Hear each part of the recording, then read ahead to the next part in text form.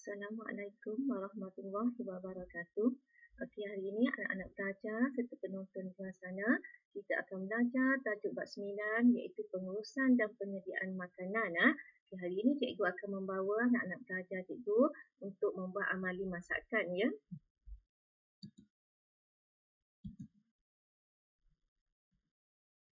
Okey, standard kandungan yang kita akan belajar pada hari ini ialah di bawah 9.2 iaitu hidangan berasaskan sayuran bagi sajian timur, barat dan vegetarian.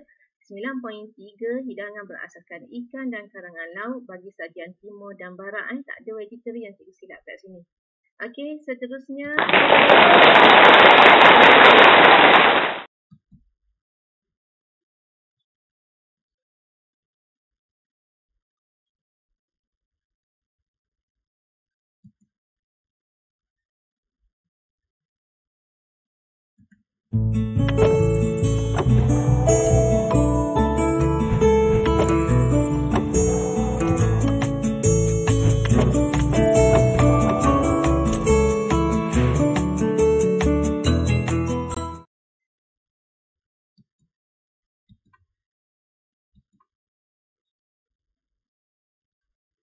baiklah, kita akan tengok standard pembelajaran di mana di akhir pembelajaran kita hari ini, anak-anak pelajar cikgu boleh memasak hidangan berasaskan sayuran, ikan dan juga karangan laut bagi sajian timur. Okey, hari ini kita akan membuat amali sajian timur ya. Okey, hari ini kita akan belajar membuat amali masakan iaitu membuat laksam. Laksam kuah putih versi Cikgu Syahira ya. Okey, ini merupakan makanan tradisional negeri Terengganu dan juga Kelantan. Okey, kita tengok bahan-bahan yang diperlukan untuk menyediakan batter cair untuk membuat laksam. Okay, yang pertama kita perlukan satu paket tepung beras cap gajah. Okay, kalau anak-anak pada tengok contoh kat sini ada seekor gajah. Sebenarnya ada juga yang sekumpulan gajah. Okay, kalau cikgu, pengalaman cikgu sesuai sangatlah yang mempunyai cap gajah ni. Okey, dicampur dengan satu cawan gandum. Okey, kita masukkan juga satu cangkir garam untuk memberi rasa lemak kepada batter cair kita. Dan air sebanyak 1500 ml air ataupun anak-anak pelajar kalau tu boleh menggunakan cawan penyukat sukatan metrik iaitu 7,5 cawan air. Okey, kuah kita perlukan sebanyak 10 ekor ikan selayang. Okey, kita kukus, ambil isinya dan ditumbuk halus. Cikgu tak blender kat sini sebab cikgu tak nak ikan kita terlampau hancur. Dan santan sebanyak setengah kilo santan pekat. Okey, satu biji bawang merah, kalau kecil boleh guna 2 biji pun ditumbuk halus. Okey, 2 camca teh lada hitam pun ditumbuk halus. Okey, satu keping asam keping. Okey, perasalah seperti garam dan gula.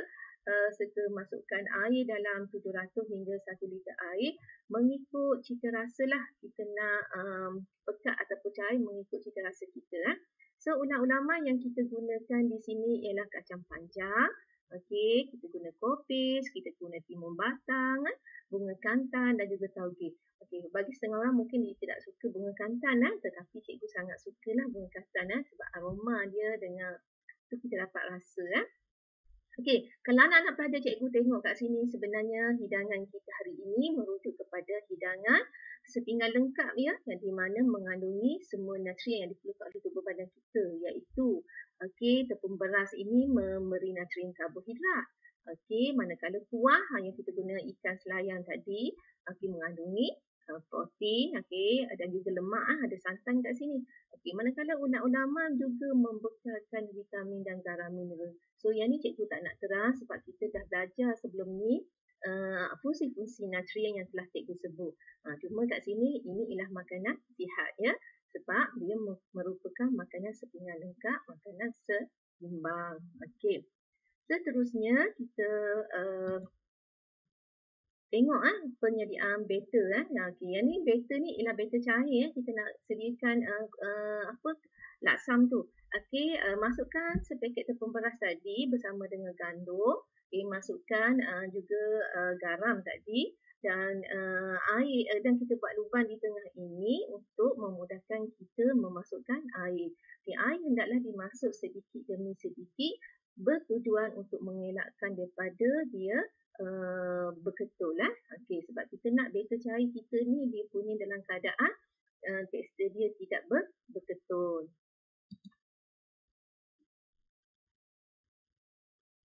Seterusnya. Sementara itu sebelum kita menyediakan batter, terlebih dahulu anak-anak pelajar perlulah memanaskan pengukus terlebih dahulu sebab kita nak kukus nanti kulit laksam kita ni. Ni ialah kalau anak-anak pelajar cikgu tengok, ini ialah konsistensi kadar kecairan yang diperlukan. Kalau ditengok pada senduk kayu tadi tu, dia masih lagi melekat warna putih dan macam itulah dia punya konsistensi kita.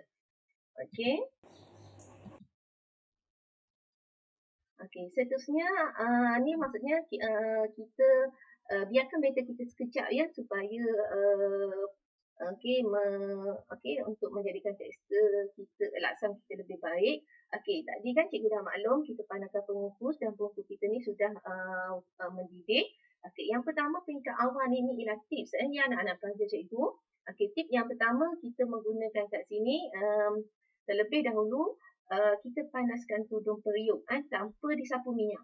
Panaskan dulu. Untuk peringkat pertama, panaskan tudung periuk di dalam pengukus yang dah menggelegak tadi tu. Dan kita tutup pengukus kita biarkan dalam 1 hingga 2 minit. Lepas tu barulah kita buka balik tudung pengukus dan kita sapu minyak masak pada tudung pengukus ini. Untuk anak-anak pelajar cikgu lebih suka menggunakan tudung periuk ini berbanding menggunakan loyang. Sebab loyang apabila kita tuang adunan batter, dia punya kapasiti ataupun bilangan air mungkin terlebih. Bila kita tuang adunan batter terlebih, apabila kita gulung, laksam kita tu akan jadi pecah. Kalau kita guna tudung periuk yang macam ni, kita dapat agaklah sebab dia punya kepekatan dia standard dah berdasarkan pada permukaan tudung periuk ni. So anak-anak pelajar perlukan tudung periuk ni sebanyak dua tudung periuk ni lah. Sebab nanti bila kita angkat kita nak letak tudung yang satu lagi. Seterusnya. Ni cikgu nak tunjuk cara angkat laksam dari pengukus. Dia boleh menggunakan sutik menggoreng untuk mengangkat kita punya laksam kita.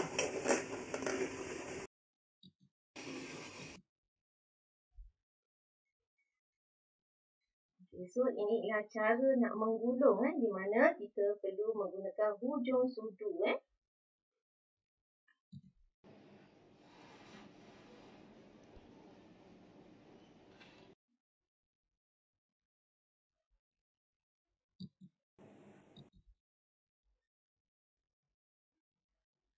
Hasil batter cair yang kita membuat laksam akan dapat 15 hingga 16 gulungan laksam.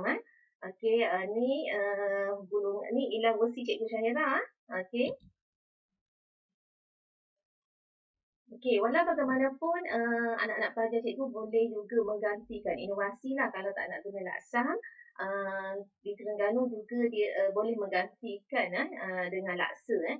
Di Terengganu ada 2 jenis laksa, iaitu laksa beras dan juga laksa gandum. Yang ni semua homemade belaka lah. Laksa beras yang berwarna putih, laksa gandum berwarna sedikit kuning, kekuningan macam ni.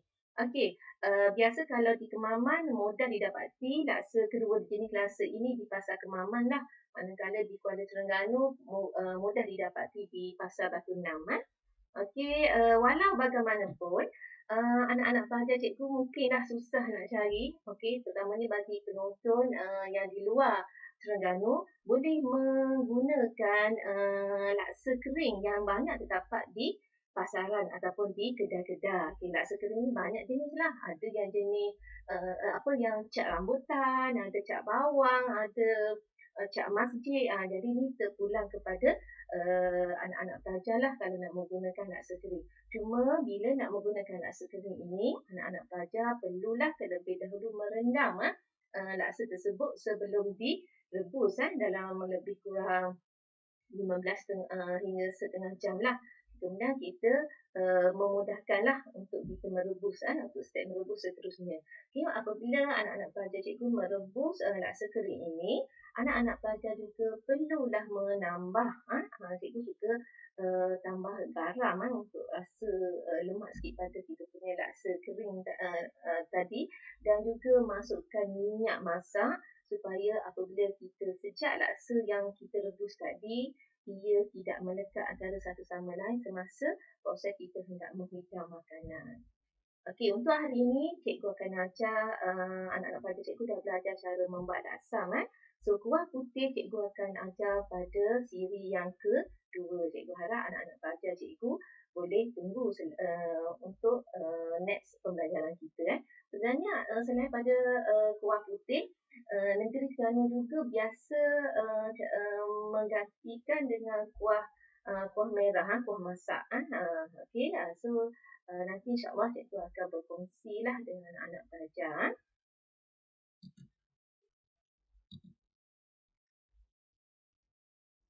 Okey, oleh itu jangan lupa subscribe, like dan share okey, channel cikgu. Jom singgah channel cikgu Syahira agar anak-anak pelajar cikgu, para penonton di luar sana dapat segala info ataupun maklumat berkaitan dengan perkongsian yang bakal cikgu kongsikan. Okay, ingat subscribe ni adalah percuma. Sekian, terima kasih.